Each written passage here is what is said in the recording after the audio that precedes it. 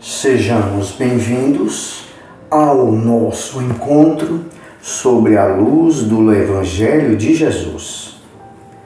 Neste domingo, em que a comunidade cristã celebra a ressurreição do Mestre, peço vossa atenção para as palavras do Espírito Emmanuel, que no livro Fonte Viva, capítulo 130, sob o título Amai-vos, nos oferta uma reflexão, lembrando-nos da lição maior dada pelo doce Rabi da Galileia. A Boa Nova, ofertada pelo Mestre Jesus, é um doce canto em convite ao exercício do amor. Amai-vos, Francisco Cândido Xavier, pelo Espírito Emmanuel. Não amemos de palavra nem de língua, mas por obras e verdade. 1 João capítulo 3, versículo 18. Por norma de fraternidade pura e sincera, recomenda a palavra divina: amai-vos uns aos outros. Não determina seleções, não exalta conveniências, não impõe condicionais, não desfavorece os infelizes, não menoscaba os fracos, não faz privilégios, não pede o afastamento dos maus, não desconsidera os filhos do lar alheio, não destaca a parentela consanguínea, não menospreza os adversários. E o apóstolo acrescenta: não amemos de palavra, mas realizando obras, com todo o fervor no coração. O universo é o nosso domicílio. A humanidade é a nossa família. Aproximemo-nos dos piores para ajudar. Aproximemo-nos dos melhores para aprender. Amarmo-nos servindo uns aos outros, não de boca, mas de coração, constitui para nós todos o glorioso caminho de ascensão. Que assim seja.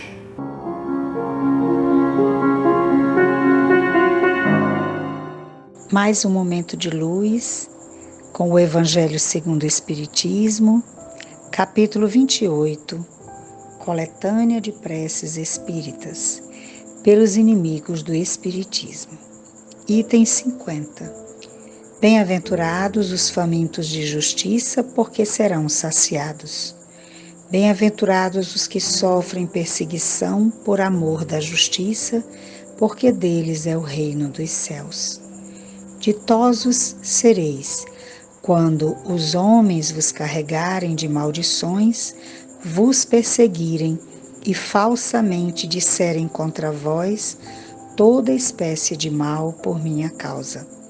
Rejubilai-vos então, porque grande recompensa vos está reservada nos céus, pois assim perseguiram eles os profetas enviados antes de vós. Mateus, capítulo 5, versículos 6 e 10 a 12. Item 51. Prefácio.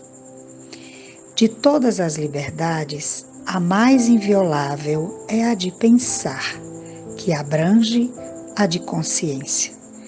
Lançar alguém anátema sobre os que não pensam como ele é reclamar para si essa liberdade e negá-la aos outros. É violar o primeiro mandamento de Jesus, a caridade e o amor ao próximo.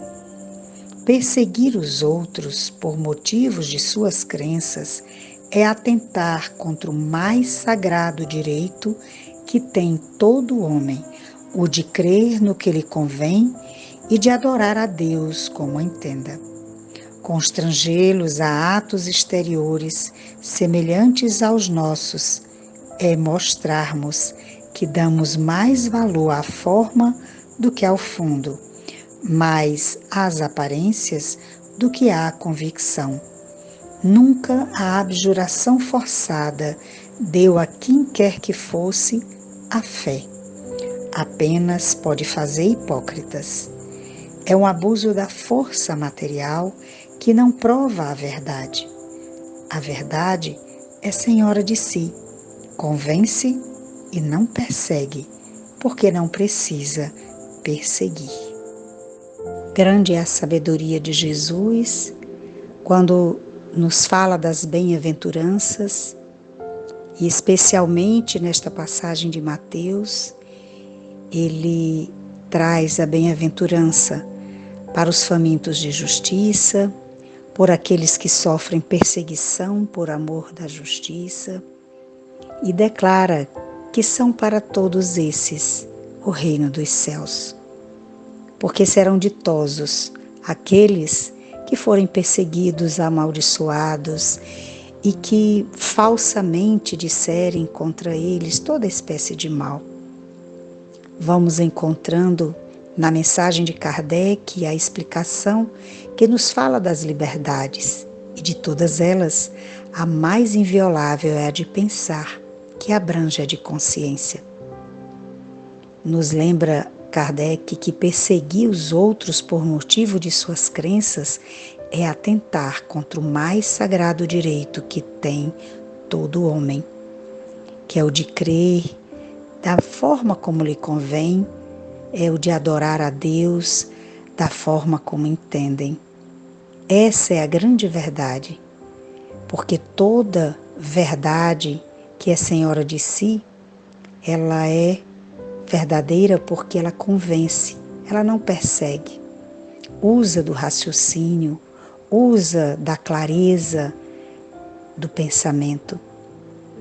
O Espiritismo, longe de estar com a verdade absoluta, nos traz uma verdade que, se ela não for realmente verdadeira, for falsa, ela cairá por terra, ela cairá por si mesma. Mas nos traz a grande diferença, porque ela traz uma verdade fazendo com que as inteligências sejam atuantes, o raciocínio lógico possa existir. E aí nós vamos observando hoje as grandes perseguições, as grandes intolerâncias religiosas acontecendo. É necessário pensar, lembrar que o cristianismo foi perseguido pelos pagãos e hoje o espiritismo, com as suas ideias inovadoras, com as suas ideias que trazem o consolo para a alma, que trazem a ideia das vidas sucessivas, que traz a ideia da comunicabilidade dos espíritos, ela é perseguida, não mais pelos pagãos, mas pelos próprios cristãos. Antes, as perseguições eram sangrentas. Hoje, já não matam o corpo, mas torturam a alma. Atacam até nos mais íntimos sentimentos e nas suas mais caras afeições. Kardec nos lembra que é necessário pensar de que a intolerância religiosa, ela desune as famílias, ela incita os familiares a ficarem uns contra os outros.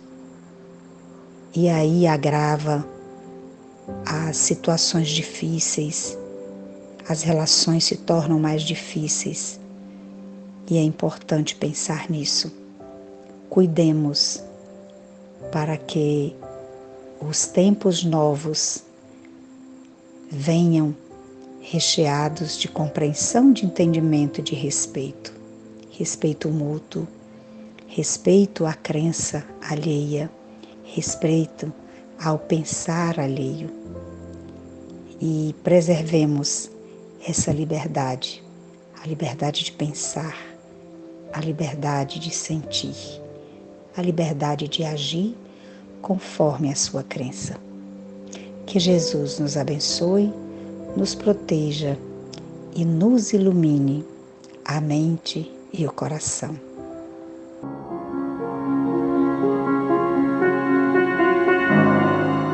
Senhor Jesus, agradecendo este momento em que estamos imantados pelo Teu amor, rogamos, sejam fluidificadas todas as águas próximas de nós, em benefício do nosso corpo físico e espiritual. Que assim seja.